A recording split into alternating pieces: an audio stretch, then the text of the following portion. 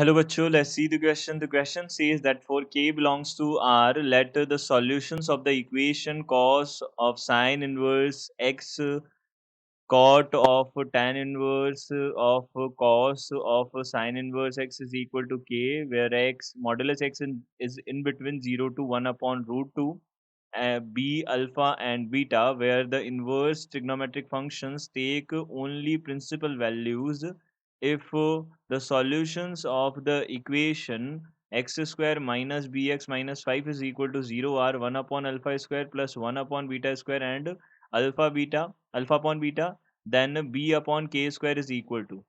तो हमको यहाँ से बी अपॉन के स्क्वायर किसके इक्वल होगा ये हमको बताना है। तो सबसे पहले हम बात कर लेते हैं की कॉन्सेप्ट की। तो यहाँ से की कॉन्सेप्ट जो है वो क्या बनेगा, देखिए की कॉन्सेप्ट हमारे पास में बनेगा। सबसे पहले देखो यहाँ पे हम जो क्वाड्रेटिक इक्वेशन है उसके बारे में देख सकते हैं। देखिए a x square plus b x plus c is equal to zero अगर हमारे पास क्वाड्रेटिक इक्वेशन है और इसके रूट्स जो हैं वो अल्फा और बीटा हैं, then alpha plus beta will be equal to minus b upon a and alpha multiplied by beta is equal to c upon a। ये हमारे पास में बनेगा। अब देखो इसके बाद में यहाँ से हमारे पास क्या हो जाएगा। सबसे पहले हमारे पास क्या है, यहाँ पे cos है। देखिए cos है, यहाँ पे साइन इनवर्स है, उसके बाद में x cot है, यहाँ पे tan इनवर्स है, यहाँ से cos है और यहाँ पे क्या है साइन इनवर्स x है। ये है हमारे पास में, इनके ब्रैकेट्स हम लगा देंगे सबके। और यहाँ से ये किसके इक्वल है, के इक्वल है। अब देखो सबसे पहले साइन कॉस को साइन इनवर्स में, साइन इनवर्स है उसको कॉस इनवर्स में कन्वर्ट करना है, तो हम सीधा सीधा क्या लिख सकते हैं। देखिए साइन इनवर्स एक्स है, यहाँ पे कॉट है, यहाँ से टैन इनवर्स, यहाँ से कॉस है। अब देखिए साइन इनवर्स एक्स है, हमको पता है यहाँ से हम यहाँ पे ट्राइंगल बना सकते हैं। जब भी हमको साइन इनवर्स एक्स को कॉस इनवर्स एक्स में कन्वर्ट करना है या किसी अदर इनवर्स ट्रिग्नोमेट्रिक रेशियो में कन्वर्ट करना है, तो हम सबसे पहले देखिए साइन इनवर्स एक्स है तो यानी कि एक्स जो है वो क्या डिनोट करेगा, परपेंडिकुलर, और इसके नीचे डिवाइड में हमारे पास में 1, तो ये डिनोट करेगा हाइपोटेनियस को। तो यहाँ से हम बोल सकते हैं 1 माइनस एक्स स्क्वायर हो गया बेस, तो यहाँ से हमारे पास में कॉस इनवर्स में इसका फॉर्मूला बन जाएगा root under 1 minus x square. हम प्रिंसिपल डोमेन्स की बात कर रहे हैं, तो ये हमारे पास बनेगा। अब कॉस इनवर्स से कॉस हटेगा तो यहाँ से कितना आ जाएगा, cos sine inverse x cot, यहाँ से टैन इनवर्स, यहाँ से अब देखिए यहाँ से क्या बन जाएगा, root under 1 minus x square बन जाएगा।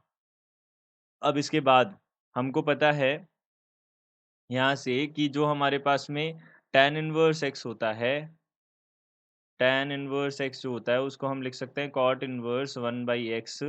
अगर हमारे पास x पॉजिटिव हो तो हम इसका यूज़ करेंगे यहाँ पे।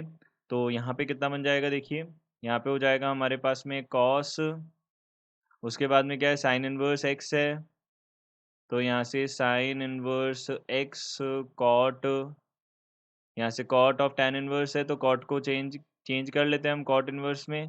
तो यहाँ से कितना हो जाएगा 1 अपॉन रूट अंडर, तो यहाँ से 1 upon root under 1 minus x square हो जाएगा।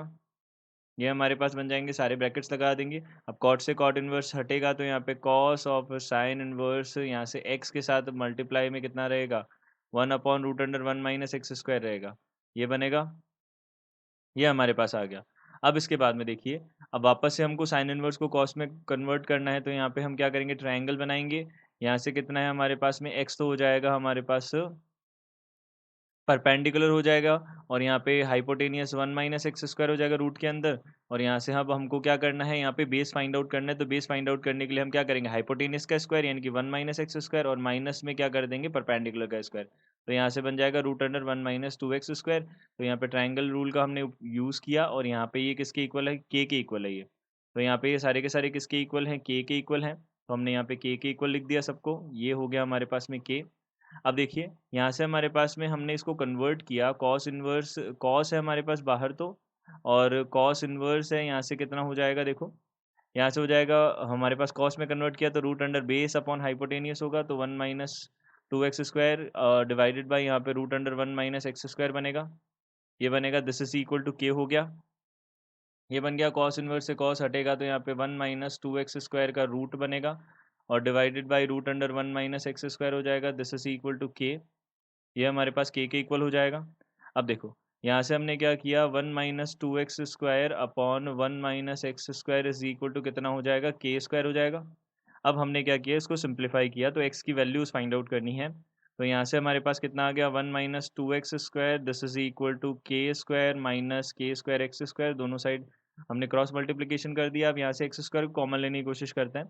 तो यहाँ से कितना आ जाएगा, देखो यहाँ से आ जाएगा 1 minus k² is equal to 2x² को उधर लेके जाएंगे, तो यहाँ से कितना आ जाएगा 2 माइनस k², और यहाँ से x² को हमने कॉमन ले लिया।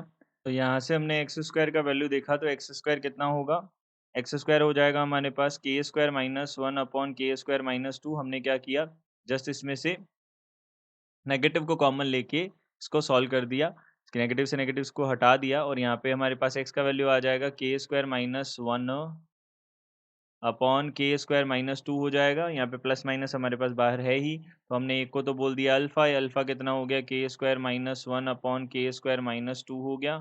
एंड यहाँ से हमारे पास बीटा जो है वो कितना हो जाएगा, माइनस का root under k² minus 1 upon k² minus 2 हो जाएगा। ये हमारे पास बनेगा, ये बना। अब देखिए यहाँ से हमने क्या किया आगे, अब हमारे पास जो टर्म्स थी, हमारे पास जो इक्वेशन थी क्वाड्रेटिक, वो कितनी थी, x² minus bx minus 5 is equal to 0 थी। तो यहाँ से हमने बोला x² minus bx minus 5 is equal to 0 थी हमारे पास में। इसके जो रूट्स थे वो कितने थे, 1 upon alpha square plus 1 upon beta square, और यहाँ से कितना था, यहाँ पे एक था हमारे पास रूट अल्फा अपॉन बीटा था, ये रूट्स थे हमारे पास। तो सम ऑफ द रूट्स कितने हो जाएंगे, देखो 1 upon alpha square plus 1 upon beta square, और यहाँ से कितना है, यहाँ से ये किसके इक्वल हो जाएगा, ये हमारे पास में, और प्लस में हमारे पास अल्फा अपॉन बीटा भी आएगा, क्योंकि सम ऑफ द रूट्स में दोनों रूट्स का सम करना है, ये आ जाएगा हमारे पास में प्लस बी के इक्वल आ जाएगा।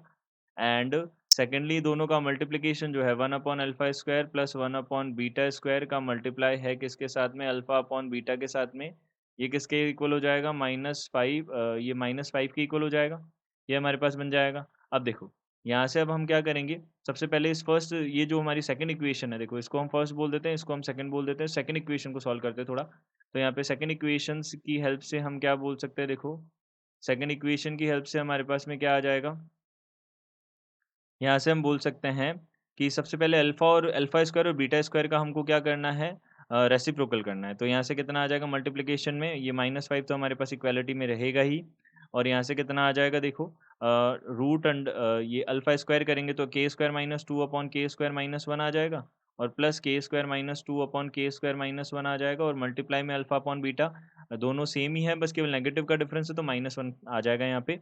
अब देखिए 2 से ये यहाँ पे 1 से 1 के हम -1 से ये माइनस को कैंसल आउट कर देंगे, तो 5 इज़ इक्वल टू कितना आ जाएगा, 2 k² minus 2 upon k² minus 1 बन जाएगा। ये बन गया हमारे पास में, तो यहाँ से हम k² का वैल्यू देख सकते हैं, k² का वैल्यू कितना हो जाएगा, देखो 5 k² माइनस यहाँ से कितना हो जाएगा, 5 is equal to 2 k² minus 4 हो जाएगा। यहाँ से कितना हो जाएगा, 3 k² इज़ इक्वल टू कितना आ जाएगा, 1। तो यहाँ से k² इज़ इक्वल टू कितना आ जाएगा, 1/3, k² का वैल्यू 1/3 आ गया। अब नेक्स्ट जो हमारे पास इक्वेशन है वो बी से रिलेटेड है, बी से रिलेटेड है, बी से जो रिलेटेड सम इक्वेशन है उसको हम देख लेते हैं। तो अब बी से रिलेटेड दो जो है वो सम वाली इक्वेशन है, तो हमने यहाँ पे देखा, तो कितना बनेगा, 1 upon alpha square plus 1 upon beta square है। तो यहाँ से कितना आ जाएगा, देखो यहाँ से 1 अपॉन अल्फा स्क्वायर और 1 अपॉन बीटा स्क्वायर की वैल्यू, तो हम जब इसका रेसिप्रोकल करेंगे तो यहाँ पे कितनी आएगी, 2 k² minus 2 upon k² minus 1 है, और साथ में यहाँ पे माइनस डिवाइड जब करेंगे तो -1 तो आना ही है, ये किसके इक्वल है, बी के इक्वल है। अब k की वैल्यू हमने रखी, k² की वैल्यू, तो k² की वैल्यू अगर हमने रखी तो कितना बनेगा, यहाँ पे 2, यहाँ पे कितना आ जाएगा 1/3 माइनस 2, और डिवाइडेड बाई यहाँ से कितना आ जाएगा 1/3, और यहाँ से -1 आ जाएगा, और यहाँ पे -1 आ जाएगा। यहाँ से हमने सॉल्व किया इसको, तो कितना बनेगा, b का वैल्यू कितना आएगा, देखो b का वैल्यू हमारे पास आ जाएगा, b इज़ इक्वल टू यहाँ से हो जाएगा हमारे पास में, देखो 1/3 -2 है तो -5/3 आएगा, तो 2 multiplied by -5/3 and divided by यहाँ से कितना हो जाएगा, 1/3 माइनस 1 जो है वो कितना आ जाएगा, माइनस का 1/3 आ जाएगा, और यहाँ से कितना है, माइनस का 1 है हमारे पास साथ में। तो यहाँ से कितना बना हमारे पास, 5 माइनस 1, यानी कि b का वैल्यू कितना आ गया, 4 आ गया। अब b 4 आ गया, और हमको वैल्यू किसका चाहिए, हमको वैल्यू चाहिए b अपॉन k² का। तो b हमारे पास 4 है, k² 1/3 है, तो यहाँ से कितना आ जाएगा, 12 हमारा आंसर हो जाएगा। तो हम यहाँ से बोल सकते हैं क्वेश्चन का जो आंसर है वो कितना है, 12 है। तो देखिए यहाँ से हमारे पास b square upon b upon के स्क्वायर का जो वैल्यू है वो कितना आ जाएगा, दिस इज इक्वल टू, ये आ जाएगा हमारे पास 12. So the final answer of this question is 12. I hope you understood it well. Good luck. Thank you.